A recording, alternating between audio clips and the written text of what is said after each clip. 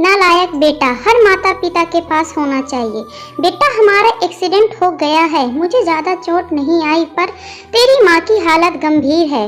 कुछ पैसों की ज़रूरत है और तेरी माँ को खून चढ़ाना है।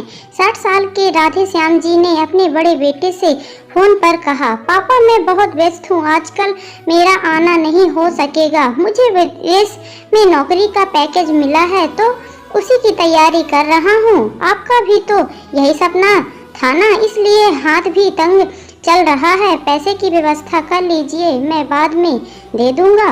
उनके बड़े इंजीनियर बेटे ने जवाब दिया। उन्होंने अपने दूसरे डॉक्टर बेटे को फोन किया तो उसने भी आने से मना कर दिया। उसे अपनी ससुराल में शादी में जाना था। हाँ, इतना जरूर कहा कि पैसों की चिंता मत कीजिए, मैं भिजवा दूंगा। यह अलग बात है कि उसने कभी पैसे नहीं भिजवाए। उन्होंने बहुत मायूसी से फोन रख दिया। अब उस नालायक को फोन करके क्या फायदा, जब ये दो लायक बेटे कुछ नहीं कर रहे तो वो नालायक क्या कर लेगा। उन्होंने सोचा और बोझिल कदमों से अस्पताल में पत्नी के पास पहुँचे और कुर्सी पर ढेर हो गए। पुरानी बातें याद आने लगी। राधे श्याम जी स्कूल में शिक्षक थे। उनके 3 बेटे और 1 बेटी थी। बड़ा इंजीनियर और मंझला डॉक्टर था। दोनों की शादी बड़े घराने में हुई थी। दोनों अपनी पत्नियों के साथ अलग अलग शहरों में रहते थे। बेटी की शादी भी उन्होंने खूब धूमधाम से की थी।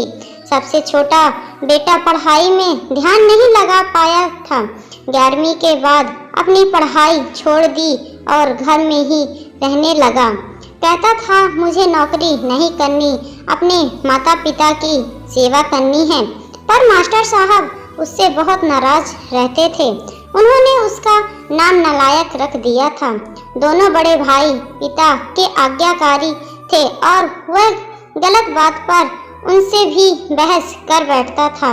इसलिए राधे श्याम जी उसे पसंद नहीं करते थे। जब राधे श्याम जी रिटायर हुए तो जमा पूंजी कुछ भी नहीं थी। सारी बचत दोनों बच्चों की उच्च शिक्षा और बेटी की शादी में खर्च हो गई थी। शहर में एक घर, थोड़ी जमीन और गांव में थोड़ी सी जमीन थी।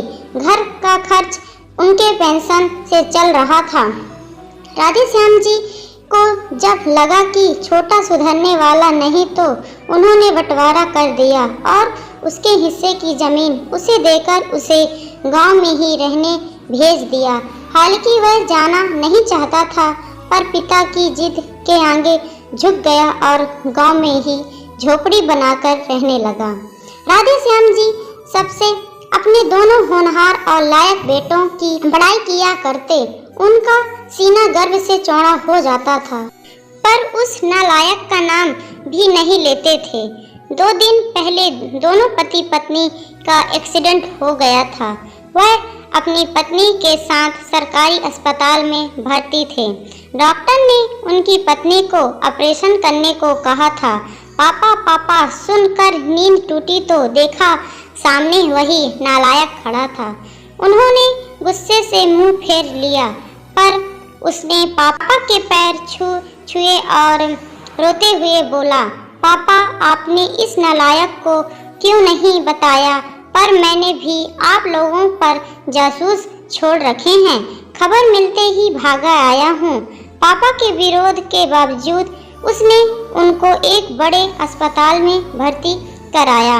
माँ का ऑपरेशन कराया, अपना खून दिया, दिन रात उनकी सेवा में लगा रहता कि एक दिन वह गायब हो गया। वह उसके बारे में फिर बुरा सोचने लगे थे कि तीसरे दिन वह वापस आ गया। महीने भर में ही माँ एकदम भली चंगी हो गई। वह अस्पताल से छुट्टी लेकर उन लोगों को घर ले आया। राधे श्याम जी के पूछने पर बता दिया कि फ्री अस्पताल था, पैसे नहीं लगे हैं। घर में नौकरानी थी ही। वह उन लोगों को छोड़कर वापस गांव चला गया। धीरे धीरे सब कुछ समान हो गया। एक दिन यूं ही उनके मन में आया कि उस नालायक की खबर ली जाए। दोनों जब गांव के खेत पर पहुंचे तो झोपड़ी में ताला देखकर चौंके। उनके खेत में काम कर रहे आदमी से पूछा तो उसने कहा, यह खेत अब मेरे हैं। क्या? पर यह खेत तो? उन्होंने बहुत आश्चर्य हुआ।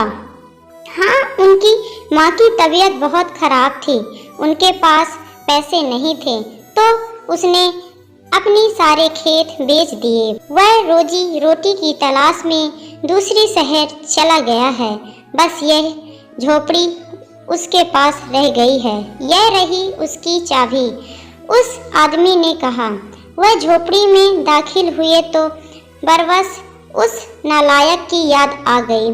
टेबल पर पड़ा लिफाफा खोलकर देखा तो उसमें रखा अस्पताल का 10 लाख का बिल। उनको मुंह चिढ़ाने लगा। उन्होंने अपनी पत्नी से कहा, मीना, तुम्हारा बेटा नालायक तो था ही, झूठा भी है। अचानक उनकी आंखों से आंसू गिरने लगे और वह जोर से चिल्लाए, तू कहाँ चला गया नालायक? अपने पापा को छोड़कर एक बार वापस आ जा, फिर मैं तुझे कहीं नहीं जाने दूंगा। उनकी पत्नी के आंसू बहे जा रहे थे और राधेश्याम जी को इंतजार था अपने नालायक बेटे को अपने गले से लगाने का। सचमुच बहुत नालायक था वो। ये पोस्ट पढ़ते वक्त अगर आंखें नम हुई तो समझो हमारे अंदर भी एक नालायक है। तो फ्रेंड्स, हमें कमेंट जरूर करें और बताएं कि किसके घर में इस तरह का नालायक बेटा है। भगवान करे इस तरह का नालायक बेटा हर घर में हो, जिससे कि माँ बाप को किसी भी तरह का कोई भी कष्ट नहीं उठाना पड़ेगा। तो फ्रेंड्स, आज की कहानी से आपको क्या सीख मिलती है, हमें कमेंट जरूर करें और वीडियो पसंद आए तो लाइक जरूर कर दें।